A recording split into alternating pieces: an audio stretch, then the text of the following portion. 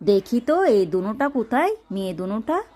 হায় রে আল্লাহ, আরিফা তুমি কি করতেছো? টেন হাউসে বসে মোবাইল টিপতেছো না? তোমার আপু কোথায়? হ্যাঁ, দুজন বসে বসে, ওইটা কই? এটাকে তো দেখতেছি না, এটা মনে হয় ওই দিকে আছে, দেখি তো। আচ্ছা, হা হা হা, কত সুন্দর করে মোবাইল টিপতেছে।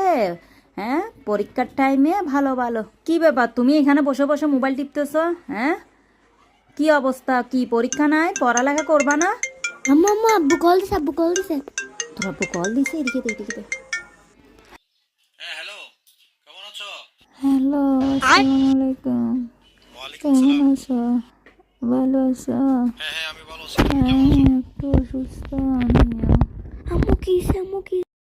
আমার শরীরটা না অনেক খারাপ, একটু ডাক্তারের কাছেও যাইতে হবে। হাতে কোনো টাকা টুকাও নাই।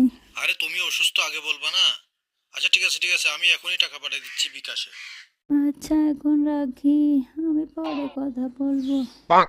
আচ্ছা দাঁড়াও, আমি পাপ্পাকে বলে দিব। দেখ না দেখ না, তোর আব্বু টাকা পাঠাই দিছে। ওই দিন একটা জামা দেখছি না, ওইটা অর্ডার করি। হ্যাঁ, তুমি কিনবা, আমাকে কিনে দিবা না? নয়তো আমি পাপ্পাকে বলে দিব। আরে বাবা, তোকেও কিনে দিব তো, এত অধৈর্য হয়ে যাচ্ছিস কেন? ওই দিন একটা শাড়িও দেখছি, এটাও অর্ডার করে দি। প্রবাসীর গায়ের ঘাম আর চোখের জল কেউ তো দেখে না, সবাই শুধু টাকার হিসাব বোঝে।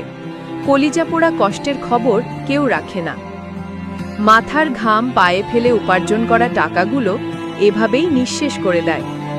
একসময় দেশে আসার পর তার আর কিছুই থাকে না। হয়তো সবাই একই নয়, কিন্তু অনেক প্রবাসীর জীবনটাই এমন।